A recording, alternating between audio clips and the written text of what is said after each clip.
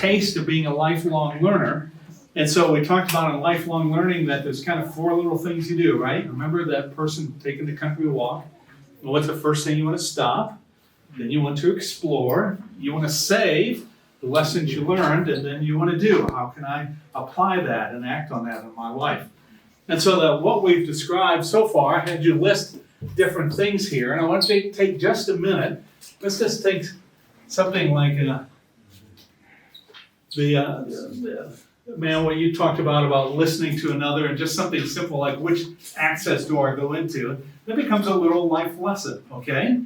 So that, let's take this one step further. Remember, we stopped, we identified it, now we want to explore. That is, what could be, kind of the Holy Spirit's brought this thing to mind about, I ought to think about listening to other people. Okay, so what might be some questions I'd want to ask myself to explore this observation I made about my life? What could be a couple of questions I might want to ask ourselves? Let's just brainstorm for a minute here on this. Does that make sense? Mm-hmm. Yeah, just a couple of questions I'd want to ask myself to explore this further.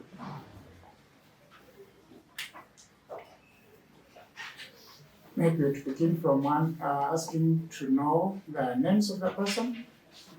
Okay. Well, this is this is about listening about which door one to assess. Yes. And I know I give a number. And she thought she knew it was the right door, but it took more time. Yeah. So maybe what the question would be, what is hindering me from listening? Oh, yeah. What hinders listening? Yeah.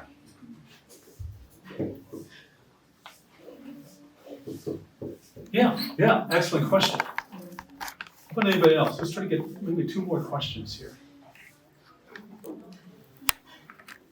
What are we exploring? This is right here, the listening to one another. One of the young lady commented that, hey, I discovered that maybe I should have listened better in the first place, and I would have gained, the door. The entrance would have had a shorter walk to come into one door. So I wasn't really I wasn't in a sense listening to the other person as well. So maybe the issue here is really about listening. It's not so much the door, but it's about listening to somebody else. Am I capturing it here? Yeah. And so what might be some questions that I could ask myself about listening? Yes? How do I take in new information Yeah. about something that I think I know? Yes. How do I take in new information in something I know? Yeah. How about another question? Yes, sir. I think one of the questions that's critical is to be asking ourselves, how am I listening? Am I listening to know the person, or am I listening to try to figure out what to do with the person? Yeah. And that's a critical, they'll know what you're doing. Yeah. How do I When you're know? listening, they'll know, oh, you're just thinking about what are you really investing in their lives? Yes. Yeah. Am I listening to really listen, or am I listening to say something? Yeah. One more question. Maybe you'd want to use to explore this incident. Why am I listening anyway? Yeah. Why am I listening? Yeah. Now, that's okay. So we've explored it a little bit. Okay. Now, if we were to save a little life lesson, if we were to capture this whole scenario of stopping, something as simple as choosing what door to go in, that told me something about how I listen to people, and what could be a little life lesson I might want to save from this. I didn't realize just by choosing what door it's going to, But what could be a little life lesson I want to save? Anything come to mind? I think that one of them is to listen, to really listen. Yeah. The question that how am I listening? Am I listening to respond, or am I really listening? Yes. So that, am I listening to listen? Yeah, to maybe use the word, am I listening to understand, or just going through the motions kind of listening? Yeah, and that's a key principle in just life. How do we listen well, right? See, then the next one is to act on this, so that if I won't pick on you again, but if I've learned a lesson about listening, here's the question I ask myself. So in the next 24 hours, picture your schedule in the next 24 hours. How could I I really need to listen better. How could I apply that in the next 24 hours? Think of your schedule in the next 24 hours. What might be a conversation, something you're doing where you could apply that to?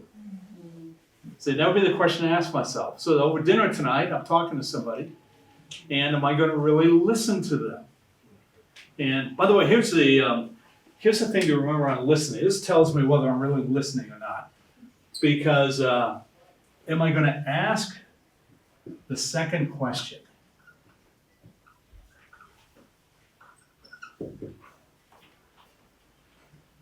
Jeffrey would appreciate this. I was meeting with a fellow that, gosh, I discipled probably 30 years ago. He's now a businessman. He says, really appreciate the questions you used to ask me. What I tell my kids, though, is that remember to ask the second question. What do you mean by that? He says, well, it's kind of like my sister. I visit my sister asked me, well, how's the family doing? I said, oh, they're really doing well. And she goes, well, how's the job doing? Oh, job's going well. How are you doing? Yeah, pretty good. Says never. What's the second question? How's the family doing? They're doing pretty well. Well, what have you really enjoyed about your family? See what I'm saying? Mm-hmm. It's the second question tells me if I'm listening or not. Otherwise, I'm just asking the question. It's kind of like I get a mental checklist, and so you're asking the second question. All right. So this is. Do you see here that there are little things that God, and sometimes they're dramatic things, like our friend back here described that ministry experience in these islands, which is a big deal. And to explore that and say, what did God teach us about this? What did God teach me about faith? And what does God want us to do next? See, but it can also be something as simple as choosing which door to walk in. See what I'm saying here? That God kind of works in these little things, some of them really big, and others he's getting at some character issues in my life and little things. So I'm saying, so we're learning from life. And as leaders, we just need to be people who are extracting wisdom from life. By the way, let me just finish it with this. And I note this into the book. Let's see if I can find it now.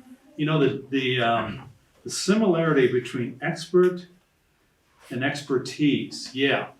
In the book, I write that, did you know that experience and expertise have similar, it's page 37, have similar root meanings, right at the top. It says experience, which comes from Latin, means knowledge or skill gained by doing, seeing, or feeling things. And if you notice on page 163 at the bottom, does it go over to the next page? Yeah, it goes over to the next page. There's a list of questions you could ask. This is kind of for yourself, but you can obviously use these with other people. So here's a list of questions you could ask to explore, and then some things to think about in terms of saving and doing. And so my encouragement is that, again, that we're extracting wisdom from life. And by our doing that and helping other people do that, we begin to develop a sense of kind of experts in a healthy way in our ministry. Is this making sense? But it takes a little work to do this, doesn't it? And so, let me have you pause just for a minute here before I move on to collaboration.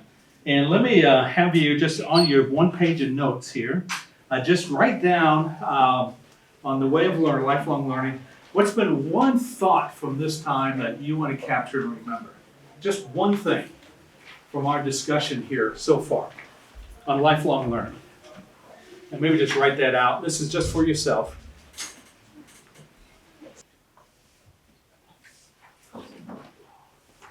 Now, this second way of wisdom we're going to explore, understand that this one could be a little controversial in some settings here in Africa.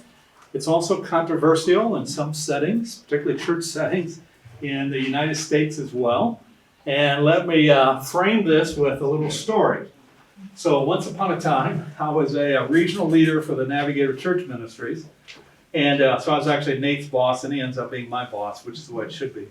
And but we, in many staff settings, whether it's in a church or in the Navigators, a lot of times you have people who are applying for staff, right? And you interview them. And so what I would do with my team, I'd call the key people together. we're going to interview somebody that's thinking about coming on staff, and we talk about what are the questions we want to ask them. Okay? And so that in this particular case, we're brainstorming on questions, and one of the staff says, hey, I got a great question. Why don't we ask them, which cartoon character do you most identify with and why? and everybody kind of laughed. And I figure, all right, Joffrey, no good question should go unanswered. And I thought, that's not a bad question. So we actually asked that question in the staff interview. And which cartoon character do you identify with and why? And so I started thinking about it myself. And I thought, okay, so which cartoon character do I most identify with and why? And actually my cartoon character went back a little bit in a cartoon popular in the 50s and 60s in the United States, because I thought this cartoon character captured my thinking about leadership up to a point where God intervened and did something else. And so my cartoon character, I don't even know, you all may not even be familiar with it. I was going to put this on under my shirt to make this dramatic presentation, but I decided not to. All right. So anybody remember Mighty Mouse? Okay, and he was a popular cartoon back in the 50s and 60s. And so he's kind of like a buffed up Mickey Mouse, he's got the tights and the cape. And so Mighty Mouse had these superpowers. And like any good cartoon character, there was always a little theme song to it. And so when trouble arose, he'd say, I'm Mighty Mouse, here I come to save the day. Because he's Mighty Mouse. And I thought, in a lot of ways, in my thinking on leadership, that I thought leadership is where, here I come to save the day. And I was guilty of the sin of omnicompetence, which is a big word, meaning that I have to be competent in everything. Now, God intervened and taught me a significant lesson through a Navigator summer training program when I was doing collegiate ministry. I don't know if you have summer programs here in Kenya, but we'd move about 70, 19 to 21-year-olds into a city, and they have 2 boarding houses, and they live there for the summer, and they get jobs and have Bible studies in the evening. And so anytime you put any 19 through 21s to 60 of them together in a house, interesting things happen. And so that summer, I was a director, and I had this great team of people, and we had a number of challenges. And we had one woman, a young lady, had severe mental health issues we didn't know about, and they kind of just exploded in the middle of this program. And I had to call her mother. Her parents had just separated. Her mother had identified herself as gay, and I had to call her up in the middle of the night to say we'd taken her, this kind of navigators never taught me how to do this kind of stuff. I had no idea what was going on. And but what saved me was our team of people that God had put other navigator staff, 2 to 3 other staff. And it's kind of like, you have a woman that's struggling with mental health issues, and the safe place is not for her to stay here in this setting. And yet, if you tell her that she has to leave, then will that not compound the issues, right? And so how do you navigate that? I have no idea. But our woman's director could and did. And we had incident after incident that summer where I felt totally helpless on what to do. But my staff, they had the wisdom on how to do it. There's different people there that had these experiences they brought to the table. And so we worked together.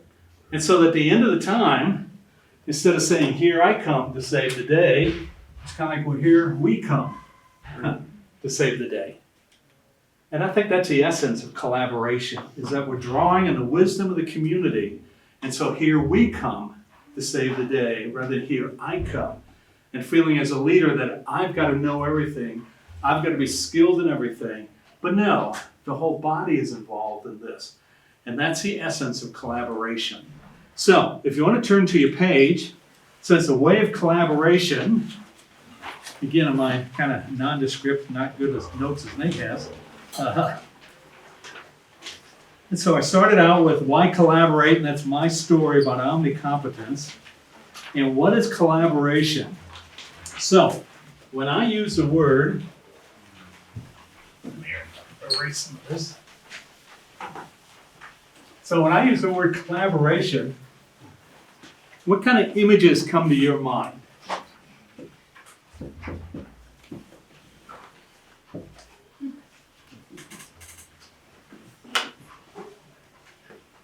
Yeah, so I threw the word, yes, sir. think about bees pollinating flowers. Excuse me now? Bees pollinating flowers so that the bee. Oh, yeah, okay. Yeah. Or pollination. Yeah, because both of them, they need one another, don't they? Yeah. Yeah, great illustration. In the Kenyan context, two singers coming together to produce a hit.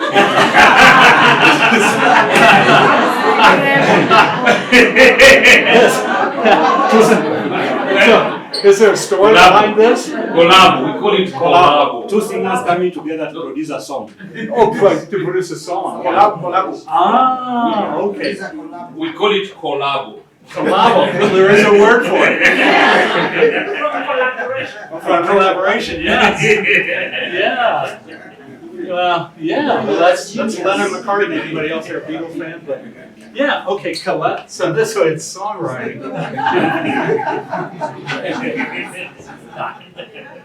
Yeah, any other words that come to mind on collaboration? Togetherness. Excuse me? ants. Oh, ants, yes, ants working together. Gotta keep watching this side. Togetherness. Excuse me? Togetherness. Yes. Yes. Integration. Integration, okay, that's a good word. Teamwork. Teamwork, yeah. By the way, let's go back to this one. So, how does pollination what bees do, how's that a nature's way of illustrating collaboration? Any of you that my wife knows a little bit about bees, but anybody else knows anything about bees? How's that an example of collaboration? What takes place here? Where they collect the pollen. Yeah. Yeah, without the pollen. Yeah, and they wait for one another. Oh, yeah. Yeah. And again, what happens to the environment because it's been a bit of a crisis in the US. It's a declining bee population, believe it or not. So what can happen to the environment if bees are not present? And again, Peggy, you know this. We lose a lot of our food supply. Yeah, it impacts the food supply, doesn't it? Yeah. And so I think again, collaboration is this integration, teamwork, togetherness, this connection, isn't there? That all this is connected. And so let me suggest here on your notes that two things, and I'll give you a little description of collaboration. That collaboration is something more than just cooperation or consideration. And by that I mean, sometimes we work together towards a goal, and but that and then we get to a minute why I think collaboration is different than this, or that we simply coordinate our scheduling and our personnel to accomplish goals. And typically we think of those things in collaboration. I'd like to put forth something different. And let me I've got a sentence here to collaboration, but let me go down to here on what collaboration is. And here's what I'd like to suggest of what collaboration is that collaboration is like a blank piece of paper, okay, in which we're trusting God to fill it in together. Collaboration is kind of like this blank piece of paper, and we're trusting God to kind of fill it in together. And so in other words, that there's like our friend back here, boy, I'm evangelizing this whole new people group. What's evangelism going to look like? So we're going to start with kind of a blank piece of paper a little bit. We're asking God to kind of fill it in, to give us some ideas as we work together on this. And so collaboration is this blank piece of paper. I like to think that collaboration, I got the wrong reference here, puts Romans 4:17 in action. This is a fascinating verse. It's spoken of regarding Abraham. And it says, as it is written, now again, this is reference to Abraham, I've made you the father of many nations. in the presence of the God in whom he believed, who gives life to the dead and calls into existence the things that do not exist. So now, this is Abraham. What was the thing that Abraham was going to have to put to death? Remember? Son Isaac.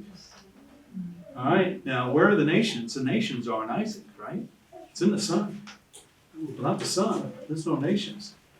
So God is saying to Abraham, I'm asking you to sacrifice your son Isaac. And what this is describing is Abraham had two choices, because the promise is in the son.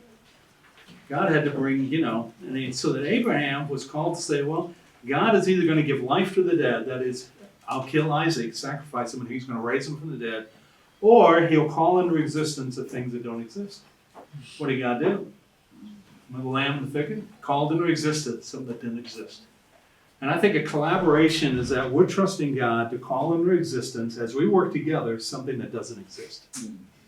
And so therefore, we need to lay aside kind of and this is really hard, particularly in church settings. Navigators, we can be a little more oriented towards this, but sometimes in church settings, it gets a little trickier. We lay aside our preferences and our agendas. Because remember, we're starting with this blank piece of paper. We're asking God to fill it in. So we're laying aside our preferences and our agendas for God to pull that in. And so that collaboration then draws upon the wisdom of the community. Because what we're saying is that, hey, I can't solve this by myself. I'm not here to save the day. I'm not Mighty Mouse. But we're saying, hey, collectively, together, can we trust God to fill in this blank piece of paper? Because there's wisdom in the community. Okay, see where I'm coming from? Now, so I want you to see how you're doing as collaborative leaders. So on page 60 in the book, there's a collaboration audit. And so that there's 10 questions to answer. And on a scale of 1 to 5, with 1 being the lowest and 5 the highest, rate yourself on the following 10 questions.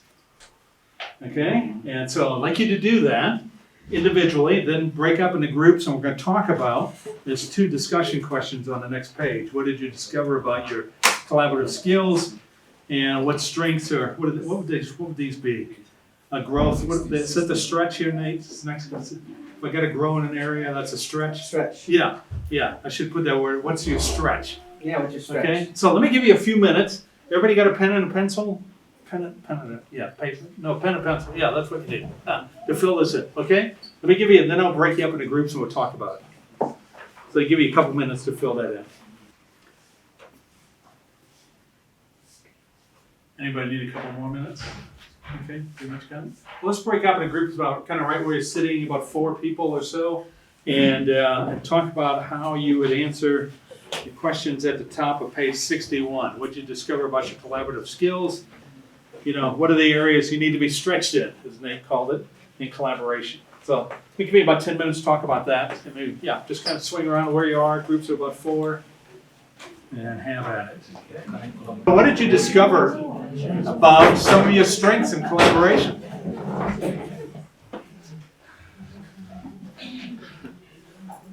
Yeah, what did you discover about some of your strengths? Yes, ma'am. My team member really enjoys collaborating. Okay. So she reaches out to the different leaders in our team and asks Say for she, their opinion. not he. I'm the only gender guy.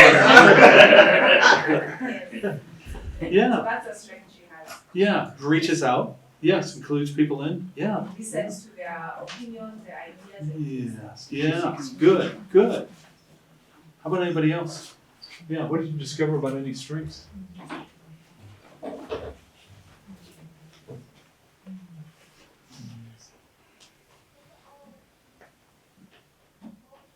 Yes, ma'am. I think taking time to know every team member Okay. and know their strengths and see how they can Yes. contribute. Yeah. Know the strengths of the team members. Yeah. How about anybody else? Know the strength. I think for me it's 5. I take time to build relationships with each team member because sometimes, in fact, let me share a personal experience. Okay. I did rollout each teamwork. Yeah. There is this particular team member Yeah. that we don't seem to understand ourselves. Sometimes he doesn't seem to listen to me when I speak, Uh-huh. and I also don't seem to listen. So I just would respond before I need. Yes. I'm misunderstanding. Yes.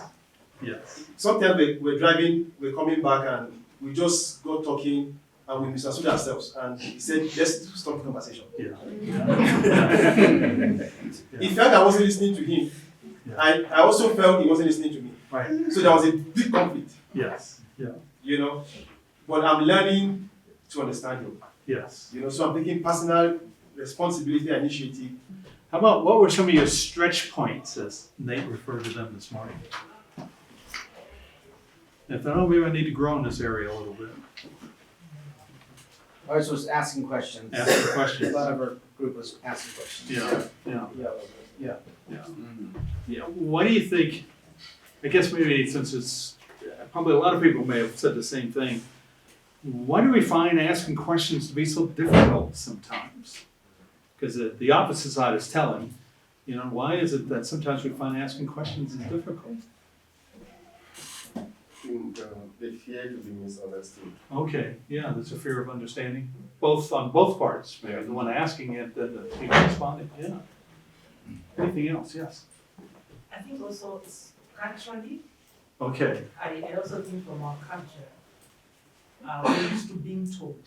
okay, And it's even once when you are older, yeah, that the younger will expect you to tell them, yeah, not to ask a question. yes, yes, So it's a paradigm shift.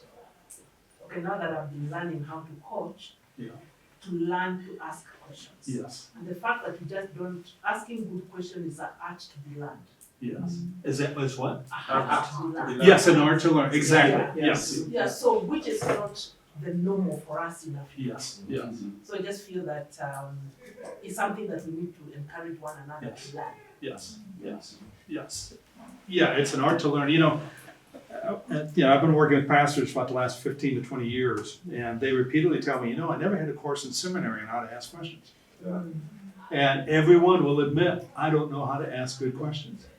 So it's not only a cultural issue with you, but it's the same thing in the U.S. And particularly when it comes to disciple making, okay, I feel a sermon coming on, but in disciple making, we assume that I'm preaching at you, instead of how can I engage you in the process. And so, we could go on this, but asking questions is key. And Joffrey, I'm sure you've got training how to do this. We won't get into this today. But again, what I try to do with this little audit is to kind of highlight some important factors in collaboration, and then just see how are we, if I had to take an honest assessment, how am I doing in that? Let me answer two more questions, and I'm going to give you a little game plan for collaboration. And so one question is that, okay, where in the Bible is collaboration illustrated? And again, we don't have time to discuss this in a lot of detail, but you might want to look sometime at Romans 16. Paul identifies at least a dozen people, and out of those dozen people, about half of them he refers to as partners, co-workers in the ministry. The idea of people working together, that's kind of the heart of collaboration. So this might be a passage you might want to go to in the future. But here's the question I'd like to ask you, is that collaborative leadership is one form of leadership, okay? It's not the form of leadership. There's a variety. There are times where, someone needs to give direction, and we need to stop doing this, and need to start doing this, and there's times for that. And I think sometimes we confuse that. We think that collaboration is the highest form of leadership. Not necessarily. And so the question is that when is collaboration most needed? When is collaborative leadership most needed? So let's just talk for a minute. When do you think it's most needed? When it would be most appropriate to lead in a collaborative way? I'm thinking anytime an assignment is beyond one person. Ah, okay. Beyond one possibility? Possible? Okay. For one person. One person. That's also, also possible too, beyond one person. Yeah, very good, it's bigger than one person, yeah. Other things, In a board setting, in a board. okay, Board. Board? meeting. Board, like for board Elder, members. elder board? Oh, a board setting, okay, yes, I'm sorry, yes. Yeah, and again, you, as a pastor, you have to decide, there are some things where, yeah, you know, it's gonna get bogged down, but maybe we need to make a decision. A lot of times, oh, how can I engage the whole board in this process? What else requires a collaborative approach, do you think? Yes, When the outcome is not dependent on you as a person, depends on Yeah. others. yes. Yeah, the outcome is not dependent on me.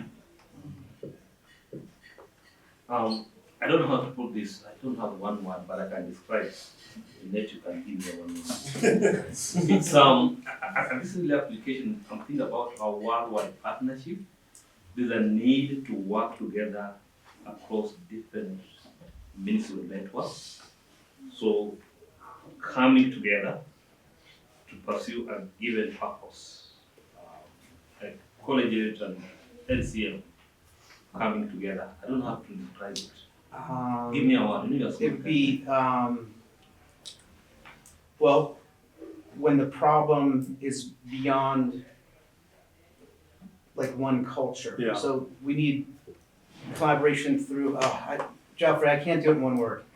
But you know what I'm talking about. Yeah, so what he's saying, so with Navigator Church Ministries International Network, we're trying to solve a global problem. For example, Yeah. when our students graduate university, they're not laboring anymore within the Right. church context. So that's not an American problem, that's not an African problem, that's our Sure. that's a collective. So how would you say that? Well, maybe you just said it, it's a common problem. Okay, there, The common problem. there you go, Joffrey. There you go. Yeah, My God. yeah, because sometimes it's a cultural problem, Mhm. but what is it that's common among all these cultures? Yeah, Yeah, yeah, common yeah. problem. Yeah, so it's a common problem. Some care situations, not all of the care situations, but Care situations, some yeah. care situations. Yeah, yeah.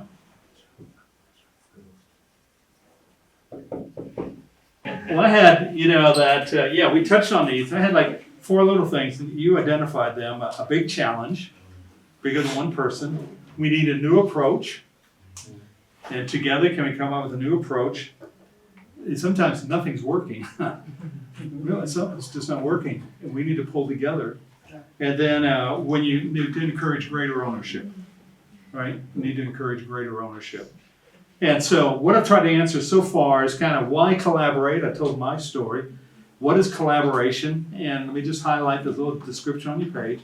Collaborative leadership is the art of helping people work together to accomplish a commonly owned goal or vision in a way that promotes equal ownership and equal contributions. Blank piece of paper. Who collaborates? You and I. Where's collaboration taught in the Bible? Well, it's illustrated in Romans 16. When do we collaborate? Now, how do we do it? And let me illustrate how by telling a story. Several years ago, I was tasked by our leadership in NCM, Roy and Margaret Fitzwater, and they said, we'd like you, Bill, to come up with a training process for all of our NCM staff in the United States. There was about 120 of them. I said, right, come up with one process. And I said, well, I'll only do this if I can have a team to help me. And so I recruited a team of 3 to 4 staff, because here was a job that's bigger than any one person. And I wasn't the expert on this. And so I handpicked 3 or 4 people to be part of my team. And so we began brainstorming about, part of it wanted to analyze what training's taking place now. What are both the things that will help promote training, what will hinder training. Like one of the things we found that there's a high percentage of our staff were part-time staff, they had full-time jobs. So therefore, we needed to do something they could do at their own pace. They couldn't take a whole weekend away to get training. So how can we do, what are other alternatives that we can have? Also, it's spread across the whole U.S. How can we make something big enough to capture the whole U.S.? As well as how do we make something that moves beyond just only skills, but teaching people how to think and to adjust. And then we consulted with different people. We had a kind of a person who's an expert in training. We interviewed them. They gave us ideas. And we talked about what are each other's strengths, how we can contribute. And the strengths came out in some unique ways as we developed the process. one of the youngest member of the team was around 30, and so everybody that's, anybody below 45 is an expert in what? At least in the US. Technology, right? Us older folks. And so Justin was our tech guy. And then we had Jack the Hammer.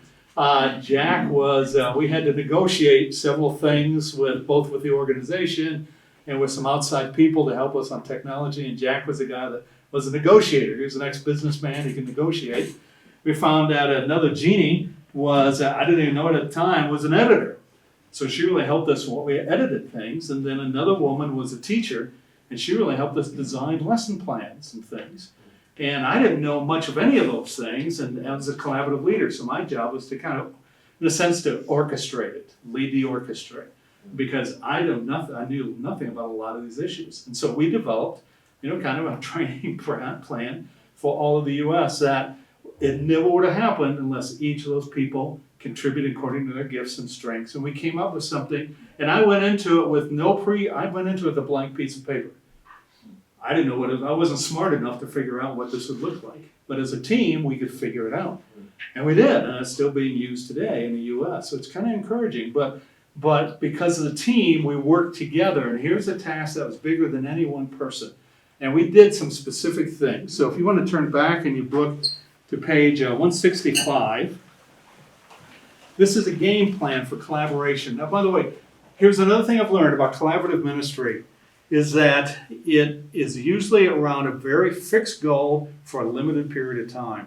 There's a collaborative spirit we want to have, but collaborative leadership is often, it's one task, one issue, select group of people for a select period of time. And then that team may disband. Like that team that I had, we've totally disbanded. We've never met since then. And that's okay, because that was our task. And again, I think sometimes the downside of collaboration, they go, we're going to do this forever. Well, no, you got to set a deadline and make some decisions. And so that's where it starts out with. This is kind of a little game plan for collaboration. You select the people of character, contribution, and chemistry. And this is really important. Character, these are people that, hey, I can trust. They're not coming in with agendas and ambitions. It's not to promote themselves. It's character. They got a contribution they can make, and some of that may come out as you work together. And there's a chemistry. In other words, that if I'm pulling together a team of people to collaborate with, I don't have to be best buddies with them, but I want to respect them, and I feel like we could work together. Not that we're greatest friends, but we could work together. There's a chemistry there. So you select your people, and then you pause. And the pausing is a great surrender. That is, we're saying, Lord, we want to make this a blank piece of paper. We want to lay aside our agendas, our preferences, and we want you to fill in this piece of paper. That's a great surrender. And then you need to focus.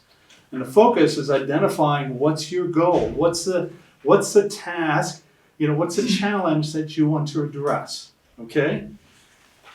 Then you want to explore, and by exploring, you're going to identify the context, and you begin to imagine some innovative solutions. Like here's a wild idea. Jeffrey, you'd appreciate this. A number of years ago, I was tasked to develop a workshop on asking questions. And I thought, I think I'm going to turn this into a collaborative experience. This is adult education.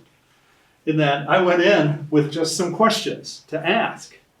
And the group of people, we came up with all the questions and how to ask questions. In other words, on my sheet of paper was only about 4 or 5 questions as a workshop leader. And the workshop created a workshop on how to ask questions. We collaborated together around in 90 minutes, and we came up with a workshop on how to ask questions, because they created it themselves. We filled in that blank piece of paper. So it can be something as small as leading a workshop or something big as a major ministry initiative, but you begin to explore it, and then finally you develop a plan. That what are the action steps that need to be taken, who's going to take them, and in some cases the action steps may not be by the team itself. At this point in time, you bring in other people, which is what's evolved with our little plan on staff training. It's now, because the team was tasked only to come up with a plan, we were not to manage it. Other people with the greater gifts of management stepped in and are running the plan because we've stepped aside. So I'm coming from, and so collaboration teams, I found, again, this is my experience, that you set them for a certain period of time with a specific focus. Okay? And to do that, what do? You start with selecting the right people, right? This is your game plan. You're pausing, Lord, gonna lay aside our agendas. You're focusing, clearly focusing on what's the task at hand. You're gonna explore that, bring in outside experts, brainstorm, get ideas, do some reading, and then you're gonna begin to plan. By the way, the individual that was the tech guy says, have you ever been to this one particular website? So I really like it. It says that it creates two things. One is you can list on one side of the site the resources for training, and the other side is that we can make this an open forum for people that have access to our site that they can comment on, list lessons they're learning. So we created a very interactive website, for our training process. But I never would have thought of any of that, but I'm glad Justin was there and he could think about it. Okay, so you got the spirit of collaboration, so that, again, it's thinking collaboration is we're starting with a blank piece of paper and we're asking God to fill it in. And because there's power in a community, we're drawing upon the wisdom of the community. All right, let's take a 5-minute break. Then we're going to talk about the fun one. This is about cultural wisdom, all right? And so let's take a 5-minute break. If you need to stand up, take a drink of water. We're going to finish around 3:30 or a little after. And so let's take 5 minutes, if we could, and then we'll come back. How do I understand culture? How do I make the adjustments? So Peggy, I invited her to kind of share her story for a couple of minutes, and then we can talk about it. Well, thanks. Yes, it was, sometimes you go into a situation you don't think it's going to be as big a thing as you think it is, and it turns out to be a lot bigger. But I was teaching in a Christian school where our two sons went to school. And in the United States, schools are very liberal. They're very much, what's the new thing to do? And so they're not necessarily very Christian. They're not teaching what, as Christians, we would want to teach. So our sons were in this school, and I got the opportunity to teach in a Christian school, and that is my background, teaching. So I thought that'd be a great situation. I taught there for 10 years. It was wonderful. We had lots of collaboration. We had lots of teamwork. We enjoyed doing things together. We enjoyed talking about how we could help students by thinking together with other teachers who had them in different subject areas. And so it was a great collaborative experience. Our principal was what you would call a servant leader. He would really act that way. He would do whatever he could to help us be successful. Not thinking about himself, but to think of us being successful as teachers and being successful with our students. So you can imagine that was a great opportunity. We could work on Christian principles, helping instill those in children. Or these are older children that I was teaching. But a good opportunity to do that and practice that and even learn that more ourselves, what that looks like. And then after about 10 years, I thought, well, I'm living in this Christian culture, but I'm trying to disciple people. I'm trying to share my faith, and I felt like God and the Spirit were just calling me to kind of move out of that comfortable situation I was in. And so I felt like God was leading me to work in a corporate situation. So I left my job, found another job in a large corporation. And I didn't really think about culture. Well, I knew it was not going to be Christian, but I wasn't quite prepared for how different the culture would seem. Because there, it was every person for themselves. And it was not any collaboration. There was no teamwork. There was more competition. You better be better than this other person. You need to do it faster than this person. You never ask for help because you're supposed to know how to do everything, even though lots of people didn't know how to do it. And so you just sit there and try to figure it out. So it was a very hard environment to be in. And going in as a Christian, if you tried to be Christ-like, it was kind of considered that you were weak. It's like, well, they don't really know it. She doesn't know anything. She's weak. If she's going to be kind and gentle to me, she's probably some person I can get ahead of. She probably doesn't know what she's doing because she doesn't act the way she should be. She should be very competitive. If somebody else does something wrong, you point to that person. Who did that? Oh, it was that person. It was that person. So it was very, very hard situation, very hard time to go, wow, gosh, God, you called me here. How do I be a Christian in this environment and help people understand that I do know what I'm doing And I want to do it right, but I don't have to do it right the way they say you have to do it right. And to show that strength is not always, being forceful and being mean to other people. You could be strong and be kind.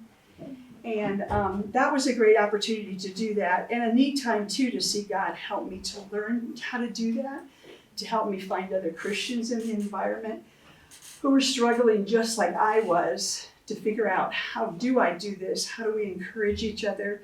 How do we encourage other people who are around and say, oh, you did a good job on that. That was never heard. Nobody ever shared anything like that. Because, you didn't want to admit anybody could do a good job. You had to be the one doing the good job. So it was a very stretching time, but also a good time just to see that God, He provided two people for me to relate to that were Christians, and they just took the initiative one day and said, just in private, they came up and said, I think you might be a Christian by the way you're acting.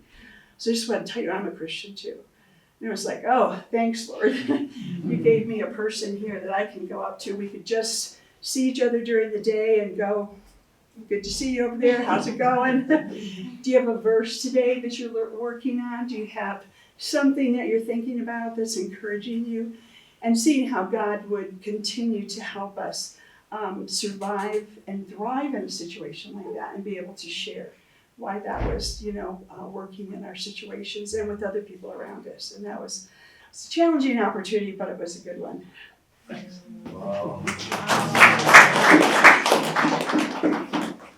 Well, let me, let's just quickly kind of make some observations here about, there was two cultures that Peggy was in, right? The school culture and the corporate culture. And again, we're just making observations and not judgments and so on, but what did you, from Peggy's descriptions, what were some of the differences between the two?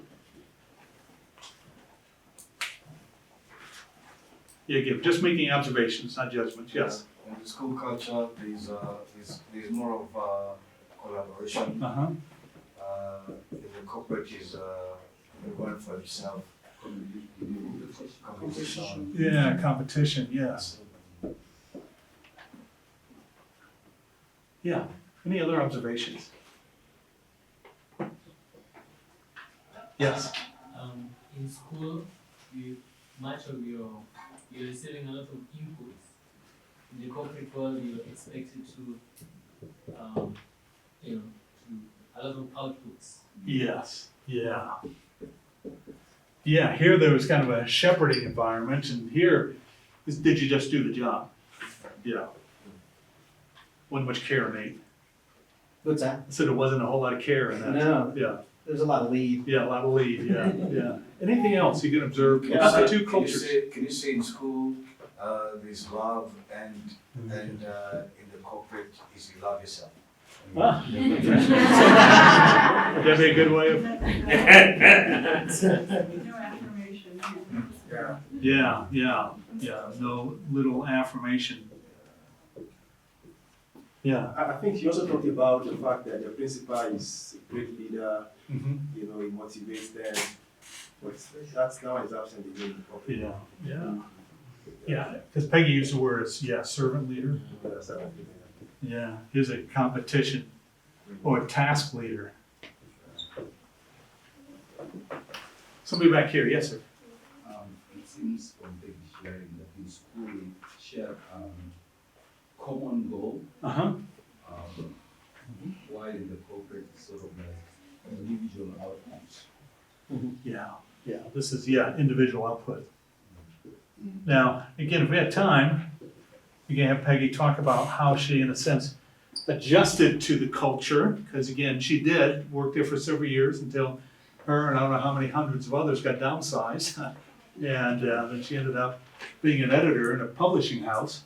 But what would happen if Peggy, failed to adjust? Not that adjusting means becoming like this, but if she failed to understand what this culture was like, what would happen in terms of her ability to do her job, do you think? If she failed to understand that culture, not that she has to embrace it or like it, but if she failed to understand it, how would it work against her job? She would not be motivated.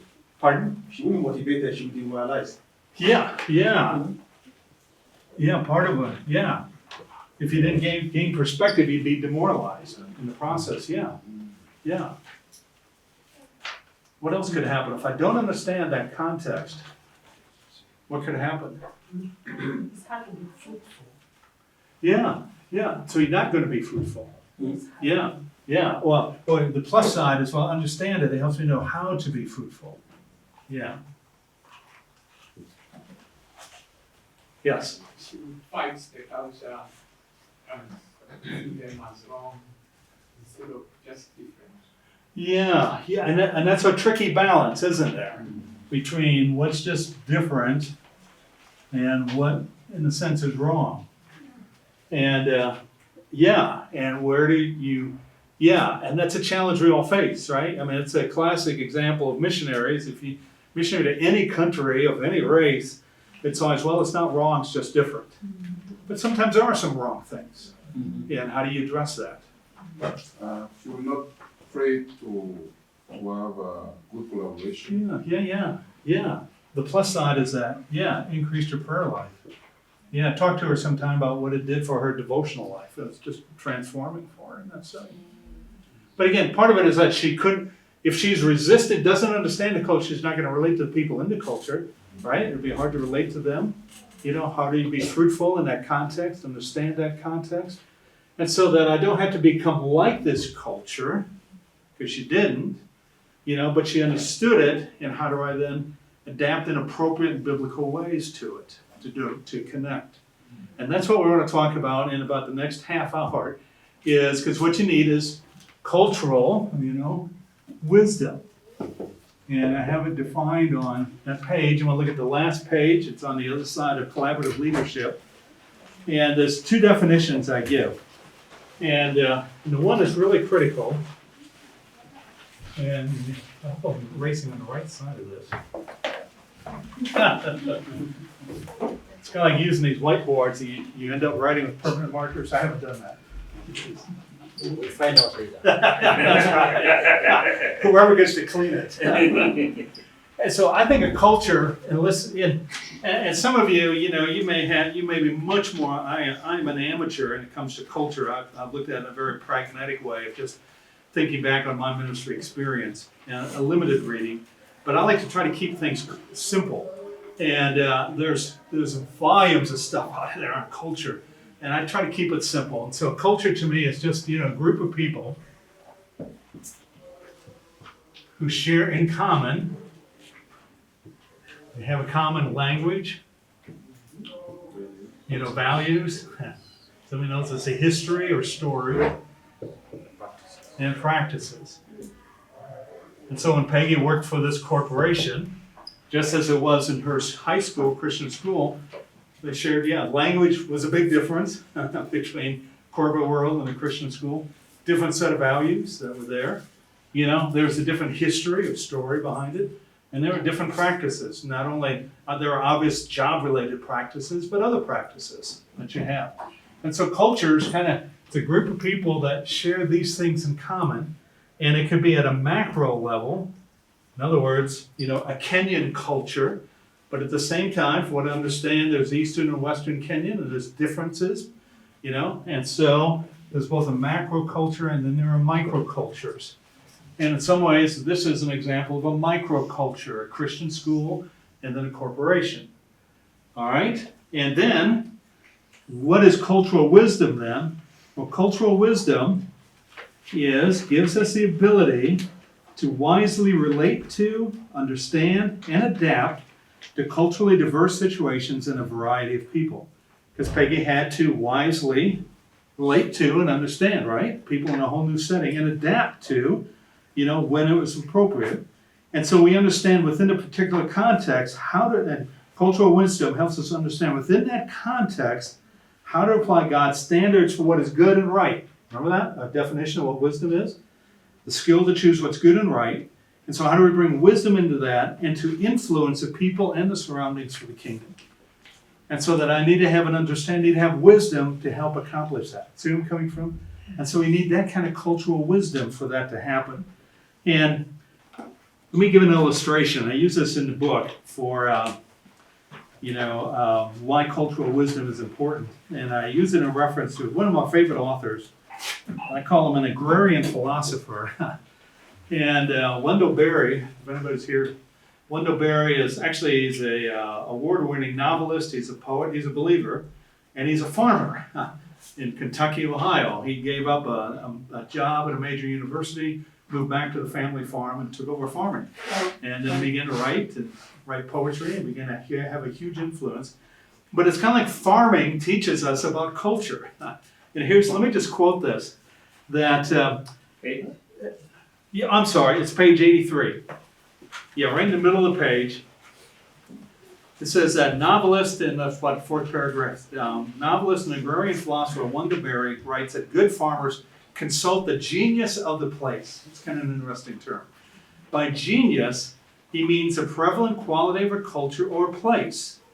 Farmers become students of the land to ask what nature would permit them to do there and what they could do there with the least harm to the place and to the natural and human neighbors. So the genius of the place is kind of the characteristics of the place. It's using genius in another word, another sense, not of intelligence, but of what's appropriate to that place. And so farmers understand the farm that they're, farming. It says farmers' knowledge of the land enables them to do what? To tend farms that they know and love, using tools and methods that they know and love. Since a farmer knows and loves their place, intelligent farmers who desire the long-term success of farming adapt their work to their places. This means fitting the farming to the land. Out of love, the farmer wisely adapts tools, methods, and expectations to the land they farm.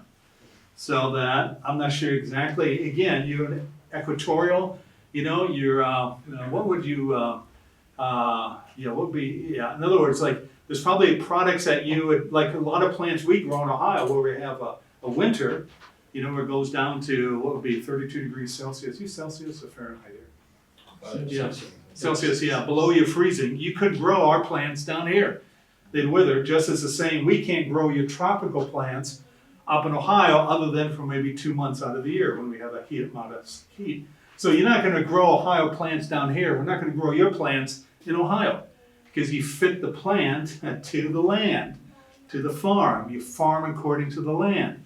And so a good farmer, and what Barry makes this out, another illustration, a good farmer walks the land because he or she knows, what the land is like, the layout, where are the streams, where's the rocks, where's the best place to plant, where does the sun hit this area, where's the side of it that gets the most rain. They're studying them because they love the land and they want the land to flourish, but they have to understand the land. And so it is when cultural wisdom is you and I are walking the land and we're fitting, our methods, our goals to the land that's given to us. This is a freeing thought, by the way, for pastors, is that for anybody in ministry, is we farm the farm that's given to us. We farm the farm that's given to us. And so that if God's given me this farm of 20 people, I farm the farm that's given to me. If I'm in a center of an urban setting like Nairobi, I farm the farm that's given to me. So I'm not in competition, I'm not trying to strive to get out of this farm, but I choose to farm the farm that's given to me. And to do that, I need cultural wisdom. And so that we may not be farmers, but we can learn from this on the next page, but we can learn from their example. Everyday leaders need cultural wisdom to effectively live and minister in the context or cultures we're placed in. This wisdom enables us to adapt to the place, use the appropriate tools, discover our limitations, and have realistic expectations. Farmers need to be learners to farm well. The same goes for leaders who want to lead well. We need cultural wisdom. So what do you think? How do you react to these thoughts from Barry here as we then take that and apply it to our ministry settings? Any immediate reactions to this? Yes, sir. I think it's taking the agrarian imagery of you have to know why the land is responding and the way it's responding before you answer the what and how questions. Yes. And as Westerners, from a Western mindset, we tend to be very surgical in our question. Yeah. We look for what's the problem and what's the solution, or, you know. Yes. And I think the question of asking those questions of getting to the why. Yeah. And if you don't get to the why, you're never gonna get to the what. Yeah.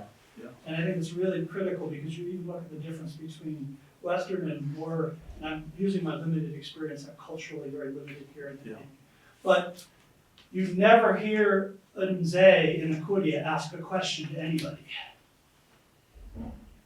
What's some say? Until they have told you a story and brought you into a place where they've got you thinking and challenging you, then they'll ask you questions. We tend to lead with questions, and we don't realize that in a lot of cultures that shuts the door right away. Yeah. But because we want to know the why, Right. and then once we get to it, it's that. Yeah, well, you farm the farm that's given to you. Yep. Yeah, understand the land, and we're gonna get into some thoughts on how to do that, but any other reactions? Good, Yeah. good thoughts, yes, sir. Just to understand the different peculiarity of the different farmlands. Uh-huh. Like you mentioned, things that you grow in the US may not necessarily, they may be good, Yes. but the soil here does not allow or Yes. permit Yes. that to grow. But you may say, no, I want to be like Geoffrey, so I must plant this thing in the US. Yes. And it reminds me of scriptures in 2 Corinthians 10:12. Those who compare themselves, they are not wise, they are fools. Okay. You know, so there's no point for comparison, but we're talking about collaboration. Yes. So how can I do it differently? So how can I understand my weather Yes. and make this thing work in spite of the fact that we have different climate experience? Yeah. Yeah. And again, this is where the beauty of the wisdom of the community comes into play, right? Yeah. Because we understand, all of you should understand, when we're talking about, you can be a cultural detective of your own setting, and maybe sometimes we need to do that. And, but we're gonna farm the farmer, and we need to wisely, did you also notice, he used the word love repeatedly? You know, they love the land, and so it is with us, do we love the place that God's called us to? And if we love the place, we wanna nourish it and understand it, right? And not force our agenda on it, and it takes time. All right, so let me, I'm trying to build the case, I'm trying to describe what is cultural wisdom, why it's important, and let me suggest 3 little skills for us to be cultural detectives, no matter where we are, all right? And they're pretty straightforward, you know, as we come into a new setting, that, you know, we first just make observations. We just watch things. It's kind of, you know, like for us coming to Kenya, at the end of the day, wow, did you see this? And did you notice this? And, you know, Peggy's looking at different flowers, and you realize these trees, and we don't have these in Ohio. There's, what did Tom mention? Boy, there's a bird out here that looks just like an American robin, but it's different from a robin. And so you're making all these observations, you know, about things. And so again, we come into a culture, you know, whether it's your neighborhood, your family, a church, we just make observations. And that requires diligent and focused attention. And so we're training our minds to focus, to pay attention, to be mindful, and not to make judgments at first. We're just making observations. So first skill, being a culture detective, I'm collecting clues by observation. Then, as appropriate, we ask some questions. And it may not be questions of the other person, we're asking questions of ourselves. And so we're asking some questions. Again, we're just trying to collect clues about the culture. And then any detective, they're making observations, collecting clues, asking questions. Then they begin to make some deductions. They begin to say, Kenyans are like this, or Americans are like this. We're making some, you know, Americans like to do it this way, or Kenyans like to, so we're forming some kind of conclusions or deductions. We're deducing from our observations and questions some things that we think are true about this situation. So it's kind of like, picture it as a funnel that, you know, we're starting with this big end up here, we're making observations, we're asking questions. Now we're coming down to some deductions. We're trying to synthesize what can we gain from this. And this is where it gets tricky. This is where we need particular wisdom. Because one is that as we make deductions, we do have to understand our biases. You know, that it's not wrong, it's just different, but maybe we have a biases that, yeah, that's really wrong for me. You know, the biggest one, at least in America, on the biases, walking into a church, you know, the biggest issue is the style of worship. That people have strong preferences that, hey, I really don't need to have a worship where it's a rock band up in front and they got the smoke machine going and, you know, Yeah, I don't know if you, and I like the more traditional here, and so our biases can affect our deductions. We've made our observations, we've asking questions, now we're in biases. So what other, biases, we might have that could color, and maybe even we come to wrong conclusions because of our biases.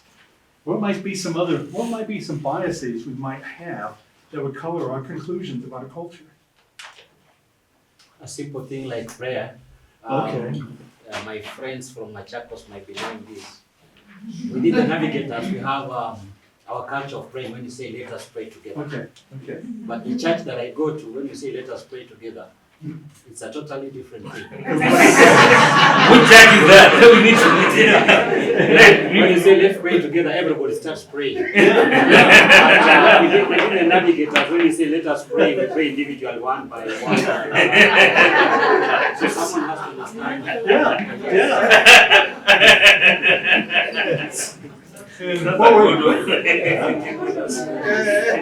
Because what we're saying is there's really only one right way to pray, and that's my way. And you could, only one right way, and you could fill in the blank, whatever that is. Yes? Just bias based on our preferences, based on our personality. Yes. Yeah, we have preferences. That's a very good. Yeah, it's kind of like and I think the personality traits are fairly culturally sensitive. If I'm an extrovert or an introvert, I have different preferences as to how I, either worship or how I like these kind of meetings, and that these are right things, and they can be a bias. We're filtering things through that. Anything else come to mind? There could be some bias. I would say the social-economic bias, yes. I think age. Ah, yes. As you get older, our biases get fewer. Not necessarily. What do you mean by age? Just the different ages and how they respond to things. The different, also generations, like millennials and Gen Z. Yes. Yeah.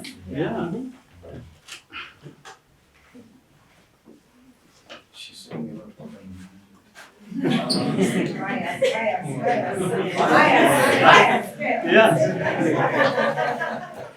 Well, and we do have certain economic biases, right? Yeah. The poor are always like this, or the rich are always like this. And, yes. When I first came from Ethiopia, I thought money was essentially speaking. Okay. Because Kenya is a capitalist country, Yeah. and Ethiopia is not so much like that. Yeah. So I think, why are they making me pay for everything? Ah, yeah. Oh, welcome. Yeah. The use of money or how you view money. Yeah. Religion? Yeah, religion falls into, there's people in a Muslim garb, how do we? Yeah, and so a lot of times, the big part of being a cultural detective, a cultural wisdom, is we have to, in some ways, identify our biases and put them aside. And what do we do next? Well, we do need to filter things through the Bible, right? What does the Bible allow? And, what does it forbid? Either in practice or in principle. I have to sort some of these things out as we're forming conclusions about our culture. And a lot of times those conclusions we form, they're really, the Bible in one sense may not directly address it, and that's okay. But we do have to put them through a biblical filter. And then the last one, and I like this, actually I get this from a friend of mine. He was an American missionary in New Zealand. He calls it honesty brokers. And so that if I come to say some conclusions about, after being here a week, and of course I've observed everything, and I've come to some conclusions about Kenya and what Kenya is like. Honesty brokers, I sit down with Andrew here, and we have a conversation. I'm making these observations about Kenya. What do you think? Am I off track here?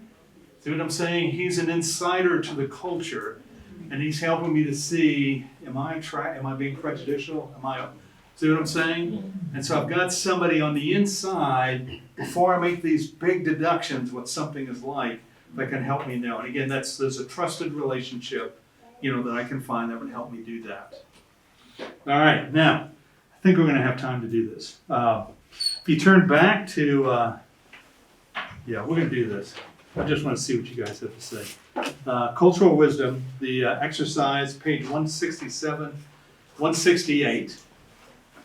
Okay, so what I try to do is keep this simple. So you've got this grid at the top of 168.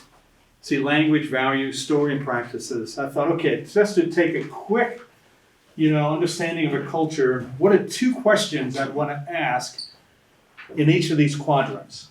So like in language, what are some common words that people use in this particular? In other words, if we had that farming culture I just read from, there's some common words and language they would have that would probably be very unfamiliar to us living in an urban setting. So what's the common words? What words are unique to this context? Okay, so I'm identifying language. Then values, this is just a couple of simple ones, is what do people love? Kind of like in your neighborhood. What do people love in my neighborhood? What are their interests? What are the things they're just interested in? Expect people to do in this culture. And let's face it, in navigators, we have expectations.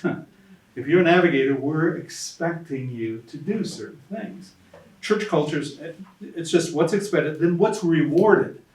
This will tell you about our practices. Which practices are rewarded? Again, this is not a judgment, but a way of just making some observations. So here's what I want to do. I'm going to give you about 10 minutes here. And I would like, we're just going to take this side of the room here, and you can divide back up into groups of 4. And I want you to talk about language in Kenya. So think about it. You're educating Nate and I and Tom and Valerie and Peggy and Donnie about Kenya. And we want to get a quick glimpse of the Kenyan culture. So this side here, groups of 4, answer those 2 questions real quick. If you could tell us what words, common words, would be semi-Kenyan. And I realize there's different parts of Kenyan, but what are some things we might have in common? This time, let's take values. Again, divide up into groups of 4 again. What do people love? What are their interests in Kenya? And we're going to just divide this down the middle with Peggy be there and the gentleman in blue this side. And so this side, I want you to talk about story. What's the origin story of Kenya? That'll be important for us to know. And what are practices in Kenya? What's expected, what's rewarded. Let me give you about 10 minutes, all right? So we started there. And then the Nilots are divided into 2. There's those that live along the lake and those that live on the highlands and mountains. Okay. And that determines the livelihood they have. And then from there, we talked about the colonialists coming into Kenya.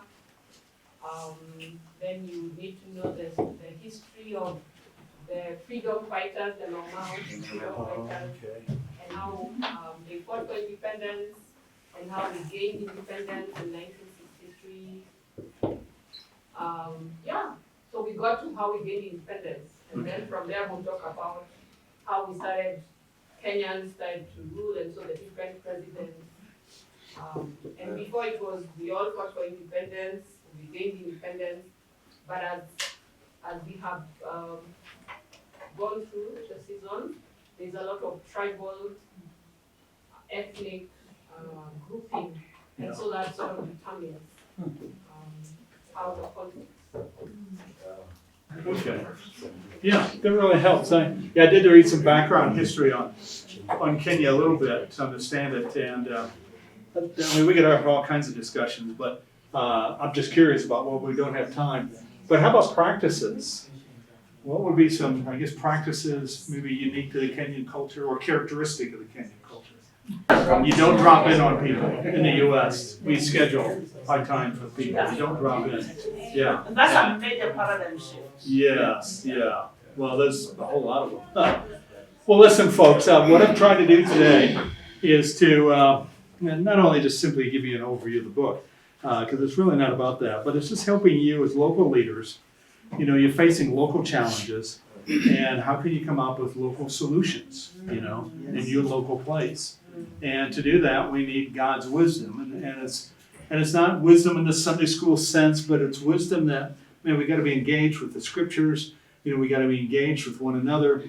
We've got to, practice these 4 areas of how can I be a lifelong learner? How can I draw on the wisdom of the community? and how do I have cultural wisdom, even here, in your state and your city, and just, both at a micro and a macro level, how can I be culturally wise? And we didn't get to the area of innovation yet, which was a lot of fun, but I'll let you read about that. That is, how do you come up with new and innovative solutions? That's one of the things that, again, in the history of the Navigators, Dawson Trotman was really a unique fella, and he literally was a guy with just a high school education that drove a lumber truck, but he was this highly inventive guy, because all of you know this, right? Hand illustration. Oh, who comes up with these things? And, the TMS, the wheel illustration, so many, and he created things that, what I always think is so fascinating, all these things are portable. I always have a hand that I can always draw a wheel out on a piece of paper. This innovative guy, he made things portable, made them pass onable, and they connected. They were real life little things that everybody could connect with. Highly innovative. And I think, again, there's always a need for that in our ministries. That how are we being sensitive to what God is doing in this setting with these people, and maybe we need to come up with some new approaches. And that's where collaboration comes in.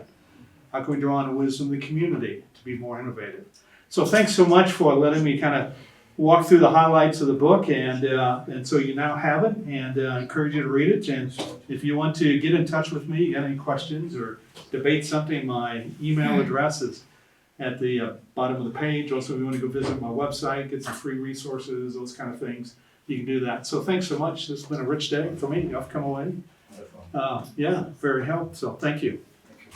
Thank you, Bill, for leading us through that. And again, the issue is not just the book, the issue is the principles that are taught in the book that help us to grow in our disciple-making movements and in our leadership in the different contexts that God has given us.